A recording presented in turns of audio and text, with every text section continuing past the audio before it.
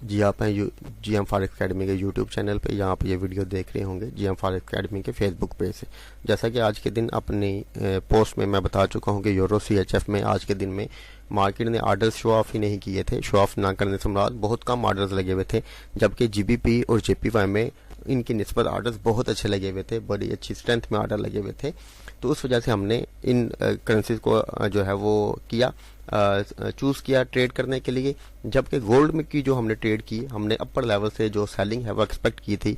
हमें digits method ने ये बता दिया था कि गोल्ड अपर लेवल से आज के दिन में जो है वो रिजेक्ट होने के चांसेस हैं, रिजेक्ट हो सकता है, रिजेक्ट होगा।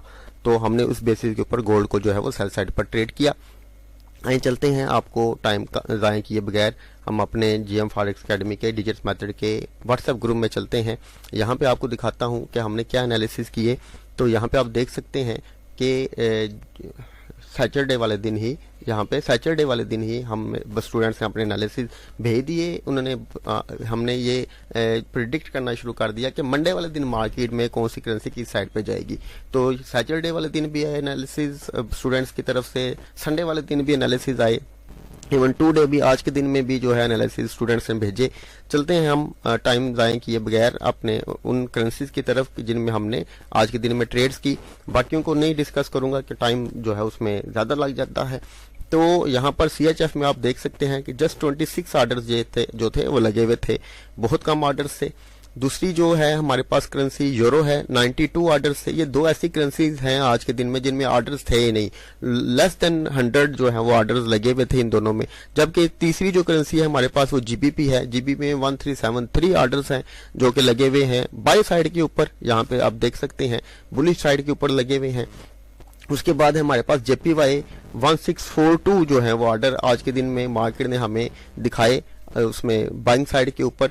ये 4 करेंसीज हैं जिनको हमने ट्रेड किया बाय साइड के ऊपर। तो आइए चलते हैं, बताता हूँ कहाँ पे हमने ट्रेड ली और कहाँ पे हमने जो है वो उसको जो है वो TP लिया। उससे पहले गोल्ड के बारे में बता दूं कि गोल्ड आज के दिन में, जैसा कि मैंने बताया कि अपर लेवल से हम सेलिंग एक्सपेक्ट कर रहे थे।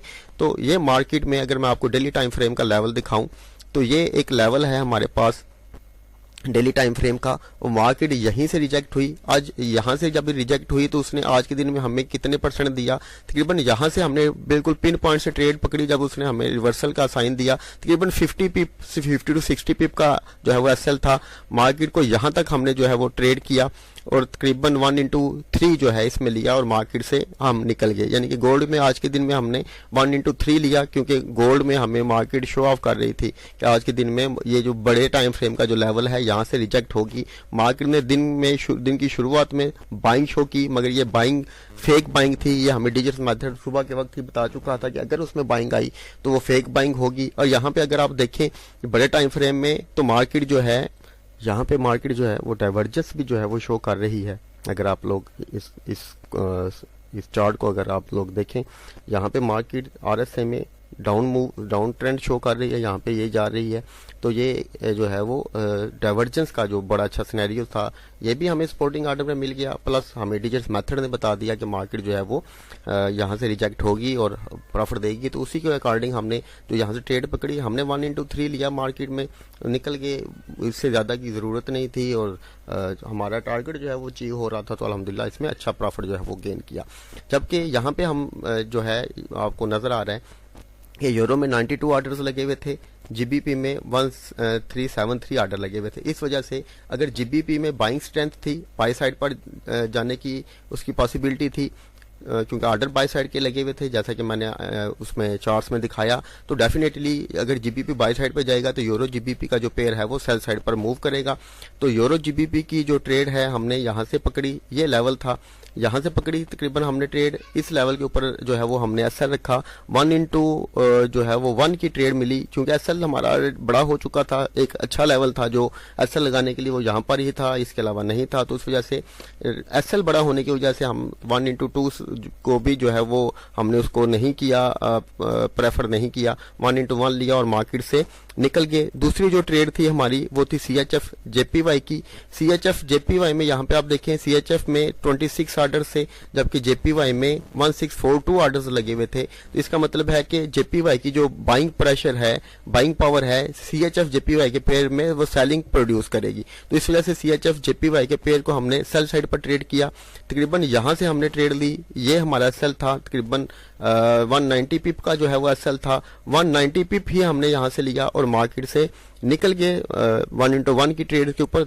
इसमें भी यूरो GBP और CHF JPY दोनों में सेम सिनेरियो था कि हमारे पास SL लगाने के लिए कोई नियर बाय अच्छा लेवल नहीं था। यहाँ पे ये इम्बैलेंस का लेवल था, यहाँ इस वजह से हमने इसके ऊपर SL रखा। SL बड़ा होने की वजह से 1:1 लिया और मार्केट से हम निकल गए। तीसरी ट्रेड जो हमने ली वो GBP CHF की थी। GBP CHF की क्यों ट्रेड ली कि GBP में बाइंग प्रेशर था, CHF में जो है वो न्यूट्रल था, मतलब उसमें कोई खास जो है वो मूवमेंट हमें जो है वो दिख नहीं रही थी। इस वजह से GBP CHF की ट्रेड को यहाँ से हमने जो है वो बाई साइड पर ट्रेड किया। ये तकरीबन यहाँ से हमारी ट्रेड थी, 20 पिप का SL था। 1:3 60 पिप इसको ट्रेड किया, 1:3 इसमें लिया। 1:3 जो है वो हमने उसमें गोल्ड में लिया और 1:1 और 1:1 जो है हमने यूरो GBP और CHF JPY में जो है वो गेन किया। तो इन बिहाफ के ऊपर आज के दिन में हमने बहुत अच्छा जो है वो प्रॉफिट गेन किया, बहुत अच्छी जो है वो हम अच्छे प्रॉफिट में रहे।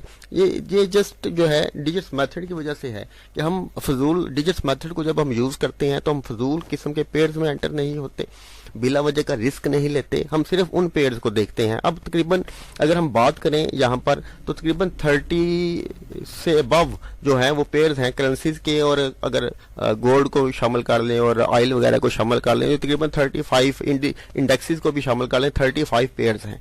तो इन 35 पेयर्स को जब हम सुबह के वक्त कोई भी प्राइस एक्शन ट्रेडर या SND SMC का ट्रेडर देखता है तो किसी ना किसी में डबल टॉप बन रहा होता है, किसी में कुछ बन रहा है, किसी में कुछ बन रहा है, कहीं ना कहीं बंदा ट्रैप हो जाता है।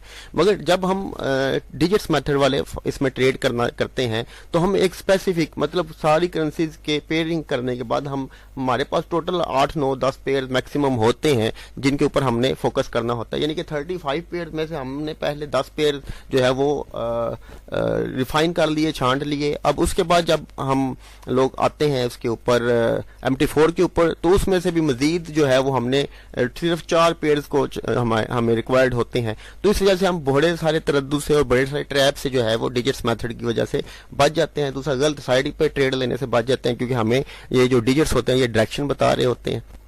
तो ये अल्हम्दुलिल्लाह यही वजह है कि जो डिजिट्स मेथड के ट्रेडर हैं वो निस्बतन दूसरे ट्रेडर्स के ज़्यादा अच्छा जो प्रॉफिट है वो गेन कर पाते हैं और प्रॉफिट में रहते हैं। उम्मीद करता हूँ आपको समझ आई होगी। बहुत शुक्रिया। अल्लाह हाफिज़।